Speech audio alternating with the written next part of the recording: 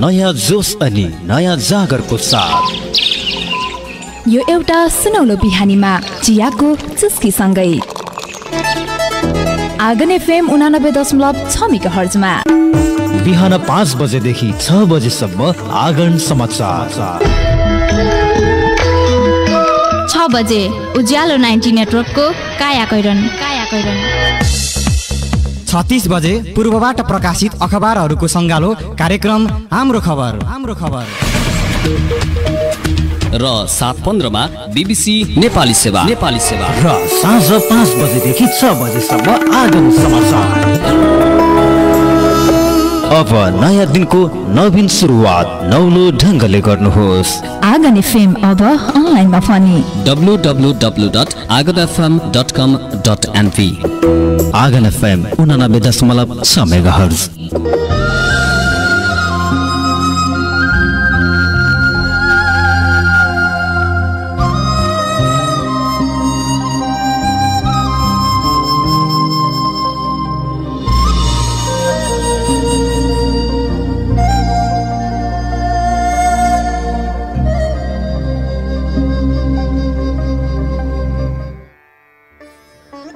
हिन्दू धर्मशास्त्रमा एकादशीको ठुलो महत्त्व रहेको छ। वर्षको 24वटा एकादशी मध्ये सफला एकादशी पौष महिनाको कृष्ण पक्षको एकादशी हो। सफला एकादशीको व्रतको फलहरू धेरै ठुला महायज्ञ भन्दा पनि धेरै हुने धार्मिक विश्वास रहेको छ। पद्म पुराणमा बताए अनुसार सफला एकादशी व्रतको अनुकम्पा 100 महायज्ञहरू भन्दा पनि धेरै हुन्छ। सफला एकादशीलाई पापहरूबाट मुक्ति र कल्याणको एकादशीको रूपमा पनि लिने गरिन्छ। नमस्कार, कार्यक्रम ज्ञान विज्ञानमा यहाँहरू सम्पूर्णलाई हार्दिक स्वागत छ। आगन एफएम 89.6 मेगाहर्जबाट र आगन एफएमको अफिसियल फेसबुक पेजबाट पनि एकसाथ प्रसारण भइरहेको कार्यक्रम ज्ञान विज्ञानमा आजको श्रृङ्खलामा पनि प्राविधिक मित्र सुरज प्रधानज्यूको साथमा हरिकृष्ण भण्डारी उपस्थित भइसकेको छु। कार्यक्रम ज्ञान विज्ञान सुनिरहनुहुने तपाईँ सम्पूर्ण श्रोता महानुभावहरूमा म आग्रह गर्न चाहन्छु कि तपाईँलाई कार्यक्रम कस्तो लाग्दैछ कृपया सल्लाह सुझाव एवं प्रतिक्रिया तपाईँले 9817972220मा कल गरेर वा म्यासेज गरेर दिन सक्नुहुनेछ। मैले हिजोको श्रृङ्खलामा ज्योतिष सम्बन्धी केही चर्चा गरेको थिएँ र त्यही चर्चालाई मैले त्यहाँनिर स्थगित गर्दै आजको श्रृङ्खलामा अब फेरि पनि त्यही प्रसङ्गलाई उठान गर्ने बाचा मैले हिजो तपाईँमाझ बाँधेको थिएँ। त्यो म सम्झिरहेको छु आज पनि। तर ज्योतिषको कुरा गर्नुभन्दा पनि पहिला यहाँहरू माझमा सफला एकादशी आज परेको छ, त्यसकारण यसको बारेमा थोरै चर्चा गरौँ अनि म हिजोको कुरालाई फेरि पनि अगाडि बढाउने नै छु। एकादशीका दिन भगवान विष्णुको श्रद्धा भक्ति एवं विधिपूर्वक पूजा गरिन्छ। पुण्य मन्त्रहरूद्वारा देव देवेश्वर हरि विष्णुको पूजा आराधना गरिन्छ भने राति जागराम पनि बसिन्छ।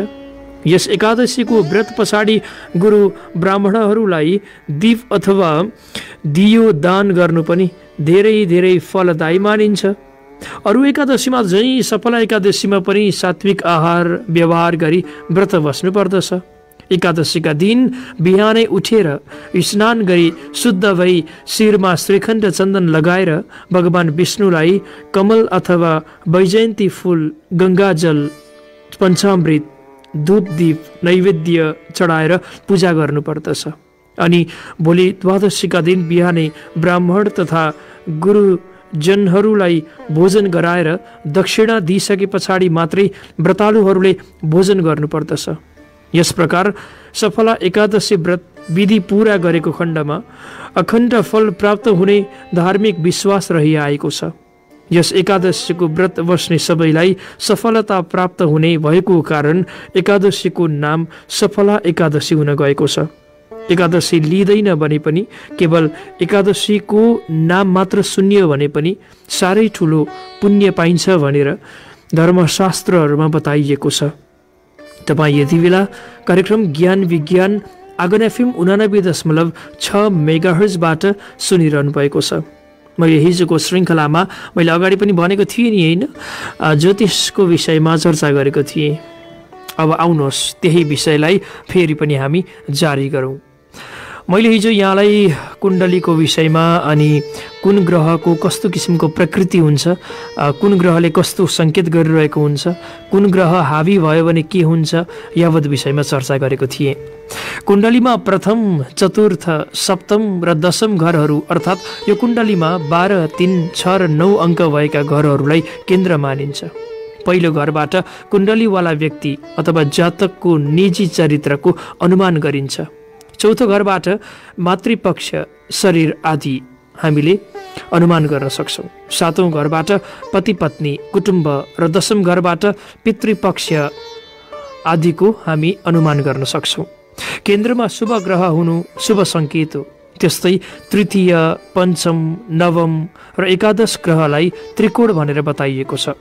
द्वितीय, षष्ठम, अष्टम र द्वादश घरबाट नोक्सानी र हानिको फलादेश गरिन्छ। द्वितीय घरले आफन्तसँग बिछोड अर्थात् परदेशको सङ्केत गर्दछ। आजभोलि त यहाँ शुभ ग्रह बसेको राम्रो हुन्छ, किनभने विदेश त प्राथमिकता बनेको छ हामी सबैजनाको, होइन र? षष्ठम घरबाट स्वास्थ्य, रोग आदि, अनि अष्टम घरबाट आयु र द्वादश घरबाट धन सम्पत्तिको क्षय विचार गर्ने गरिन्छ। कुनै ग्रह आफ्नै घरमा बसेको छ भने त्यसलाई स्वगृही भनेर बताइएको छ। पूर्ण फलादेशका लागि धेरै कुराको विचार गर्न आवश्यक हुन्छ। एउटा हो दृष्टि। ठाडो दृष्टि र विशेष दृष्टि महत्त्वका हुन्छन्। कुनै पनि ग्रहले आफू रहेको स्थानबाट सातौँ घर अथवा आफू रहेको घर समेत गरेर घडीको उल्टो दिशामा गन्दा सातौँ स्थानमा आउने घरमा ठाडो दृष्टि दिन्छ। यो दृष्टिलाई ज्योतिष शास्त्रमा बलवान दृष्टि मानिन्छ, एकदम पावरफुल दृष्टि मानिन्छ। त्यस्तै अर्को दृष्टि हो विशेष दृष्टि। शनि ग्रहले आफ्नो घरबाट तेस्रो र दशम घरमा, मङ्गल ग्रहले चौथो र अष्टम घरमा, अनि बृहस्पतिले पञ्चम र नवम घरमा विशेष दृष्टि दिने गरेको छ। फलादेशमा ख्याल गरिने अर्को पक्ष हो ग्रहयोग। दुई वा दुईभन्दा बढी ग्रह एउटै घरमा रहनुलाई योग भनिन्छ। त्यस्तै कुण्डलीमा नदेखाइने तर महत्त्वपूर्ण कुरा हो ग्रहहरूको उदय र अस्त। राशिमा भर्खर प्रवेश गरेको ग्रह उदाउँदो हो भने अर्को राशिमा प्रवेश गर्ने बेला भएको ग्रह अस्ताउँदो। उदाउँदो ग्रहको प्रभाव अत्यन्तै बलवान हुन्छ। ग्रहका आफ्ना भोगकाल हुन्छन्, त्यसलाई दशा भनिन्छ। बृहस्पतिको 16 वर्ष, शनिको 19 वर्ष, केतुको 7 वर्ष अनि शुक्रको 20 वर्ष आदि। दशाहरू पनि विभिन्न खालका हुन्छन्। जस्तो उदाहरणको लागि विंशोत्तरी दशा, योगिनी दशा आदि। योगिनी दशा अलिक बेग्लै हो, तर यो अत्यन्तै महत्त्वपूर्ण मानिन्छ। फेरि दशाभित्र पनि अन्तर्दशा, प्रत्यन्तर दशा हुने गरेका छन्। एउटा ग्रहको दशाभित्र फेरि सबै ग्रहको भोगकाल पनि विभाजित हुन्छ, त्यसलाई अन्तर्दशा भनिन्छ। र अन्तर्दशालाई पुनः विभाजन गरेर प्रत्यन्तर दशा निकालिन्छ। लग्नमा ग्रहहरूको स्थिति र सम्बन्धित दशा, अन्तर्दशा, प्रत्यन्तर दशा समेतको विचार गरेर मात्रै कुनै कुराको वास्तविक भविष्यवाणी गर्दछन् ज्योतिषीहरू। ज्योतिषी भनेको सम्पूर्ण सौर्यमण्डललाई अध्ययन गरेको तारा, नक्षत्र र ग्रहहरूको गणितीय पद्धतिबाट विश्लेषण गरी सत्य, प्रभाव, कुनै मनोविज्ञान र अड्कन लगाइकन वैज्ञानिक विधि अनुसार सप्रमाण कथन गर्ने क्षमता भएको अभिव्यक्ति हो। समादरणीय श्रोता महानुभावहरू, यस्तै तिथि, बार, महिना, प्रहर, करण, योग आदिलाई पनि फलादेशमा महत्त्वपूर्ण हुन्छ। पूर्वीय ज्योतिषमा नक्षत्रलाई पनि महत्त्व दिइन्छ। चन्द्रमाले पृथ्वीलाई घुम्ने अवधिको आधारमा नक्षत्रको गणना गरिन्छ। नक्षत्र जम्माजम्मी 27वटा हुन्छन्। एउटा नक्षत्र 4 पाउमा विभाजित हुन्छ र एक पाउसँग एक अक्षर सम्बन्धित हुन्छन्। यस्ता 9 अक्षरहरू एउटा राशिभित्र समेटिएका हुन्छन्। यिनै कुनै एउटा अक्षरबाट जातकको नाम राखिन्छ। 12 राशिका जम्मा 108वटा अक्षरले सबै मानिसको नाम जुराउँछ। यस प्रकार जातकको राशि पूर्वीय परम्परामा चन्द्रमाको आधारमा निर्धारण हुने गरेको छ। तर पश्चिमी परम्परामा सूर्यको आधारमा निर्धारण हुन्छ। जनबोलीमा एउटै कुरालाई जोड्दै जोड्दै लम्ब्याउने प्रवृत्तिलाई 12-27 कुरा भन्ने प्रचलन छ नि, त्यो 12 राशि र 27 नक्षत्रलाई सङ्केत गरेको हो। मतलब कि यसको कुरा जति गरे पनि टुङ्गिँदैन। ज्योतिष विद्यामा अङ्क ज्योतिष, प्रश्न ज्योतिष आदि पनि अत्यन्तै प्रचलित छन्। परमहंस स्वामी विशुद्धानन्दको योग ज्योतिष थियो। त्यस्तै तन्त्र मन्त्रसँग सम्बन्धित धेरै प्रकारका विद्याहरू आज समाजमा विद्यमान छन्।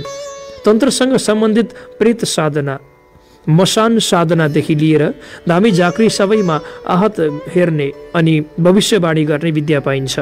समादरणीय श्रोता महानुभावहरू, ज्योतिष विज्ञान आफूमा पूर्ण सत्य विज्ञान हो। यसमा कसैको शङ्का नरहोस् भन्ने भनाइ ज्योतिषीहरूको रहिआएको छ। तर समयसँग यसमा धेरै विकारहरू आएका छन्। यो विद्यालाई आज पैसा कमाउने भाँडाको रूपमा प्रयोग गर्न थालिएको छ। आदि युगमा धेरै ऋषिहरूले धेरै विस्तृत विशाल विज्ञानको रूपमा विकास गरिसकेको ज्योतिष शास्त्र आज थोरै व्यक्तिहरूको गलत व्यवहारका कारण मृततुल्य हुन पुगेको छ। 9 ग्रह र 28 र 27 नक्षत्रका नामसम्म नजान्ने व्यक्तिहरू आफ्नो नामको अगाडि श्री ज्योतिष विज्ञ, ज्योतिष भास्कर, डाक्टरसम्म लेख्न पछि पर्दैनन्, जसको फलस्वरूप आज यो दिव्य विज्ञान ओझेलमा परेको हो। त्यसका केही दोषी त हामी पनि छौँ, किनभने यस विषयलाई कमाई खाने भाँडाको रूपमा प्रयोग गर्नु भन्दा अगाडि हामी गहन अध्ययन गर्न चाहिरहेका छैनौँ। 2-4वटा श्लोक रटेको भरमा मानव जीवन र सम्पूर्ण चराचरको मनगणन्ते फलादेश गर्न हामी थाल्दछौँ। संयोगवश कसैको मिल्छ, तर अधिकतर मिल्ने कुरामा हामी आफै ग्यारेन्टी गर्न सक्दैनौँ। यसको अपवादमा 2-4 जना विद्वानहरू हुनुहुन्छ, जसलाई उपरोक्त श्रेणीमा राख्न मिल्दैन। समादरणीय श्रोता महानुभावहरू, आज जसरी विज्ञानका विद्यार्थीहरूले नयाँ नयाँ खोज र सृजनाहरू गरिरहेका छन् नि, त्यस्तै यसमा पनि विद्यार्थीहरूको अथक मेहनत र खोजको आवश्यकता छ। यदि सही ढङ्गले तपाईँले यो शास्त्रको अध्ययन गर्नुभयो भने तपाईँ एउटा विश्वासिलो वैज्ञानिक पनि हुनुहुनेछ। कुनै व्यक्ति विशेषको मनगणन्ते ग्रन्थ अध्ययन गरेर मानव जीवनको पूर्ण भविष्य फल कथन गर्ने ग्यारेन्टी गर्नु जुन एकदम अतीव गलत परम्परा हो, यसको न्यूनीकरण गर्नु अत्यन्तै आवश्यकता छ। कार्यक्रम ज्ञान विज्ञानमा आज म यहाँहरू माझमा ज्योतिष विद्याको विषयमा चर्चा गर्दैछु। वेदका 6 अङ्ग मानिएका छन्। तिनका नाम शिक्षा, कल्प, निरुक्त, व्याकरण, छन्द र ज्योतिष हुन्। यदत्त शिखा मयूराणाम नागानाम मडयु यथा तद्वद् वेदाङ्ग शास्त्राणाम ज्योतिषम मूर्धनि तिष्ठति बताइएको भनेर भनिएको छ। वेदका 6 अङ्गमा ज्योतिष शास्त्र नेत्र भएका कारण सर्वश्रेष्ठ रहेको कुरा मैले अगाडि जुन श्लोक भनेको थिएँ त्यसले पुष्टि गरेको छ। वेद अपौरुषेय रहेको छ, तसर्थ वेदाङ्ग भएका कारण ज्योतिष पनि अपौरुषेय भयो, अर्थात् सृष्टिको प्रारम्भबाट नै प्रचलित रही आएको यो एउटा सत्य विज्ञानको रूपमा रहेको छ। अनि समादरणीय श्रोता महानुभावहरू, आज हामी यस विज्ञानलाई मानि पनि रहेका छौँ। ज्योतिष विद्या, जसलाई ज्योतिष शास्त्र पनि भनिएको छ, यो विद्या निम्न विषयवस्तुमा आधारित हुन्छन्। ज्योतिष शास्त्रको पौराणिक ग्रन्थ भृगु संहिता, बृहद ज्योतिषसार, मुहूर्त चिन्तामणि आदि ग्रन्थका अनुसार हामीले निम्न विषयवस्तुहरूमा आधारित रहेको पाइएको छ। समादरणीय श्रोता महानुभावहरू, अझै पनि धेरै कुरा गर्न मन थियो, तर हेर्नुहोस् त समयले हामीलाई अब त बाई बाई भन्ने बेला भइसक्यो, किनभने 7:15 हुन लागेको छ र कार्यक्रमबाट बिदा हुने बेला त भइ नै सकेछ। आज पनि यी कुराहरू हामीले टुङ्ग्याउन सकेनौँ है। मैले अगाडि पनि भनेको थिएँ नि, एउटा महासागर हो, यसको न आदि छ न अन्त्य छ। आउनुहोस्, भोलिको श्रृङ्खलामा फेरि पनि जारी गर्नेछु। यहाँलाई कस्तो लाग्यो कार्यक्रम? 98 17 97 22 20मा आफ्ना भनाइहरू तपाईँले राख्न सक्नुहुनेछ। प्राविधिक मित्र सुरज प्रधानज्यूलाई धेरै धेरै धन्यवाद छ। हरिकृष्ण भण्डारी, भोलि बिहान ठिक 7 बजे ज्योतिष सम्बन्धी अरू विभिन्न चर्चा लिएर आउने नै छु। तबसम्मका लागि आज्ञा दिनुहोस्। तपाईँको बाँकी पल शुभ रहोस्। नमस्ते।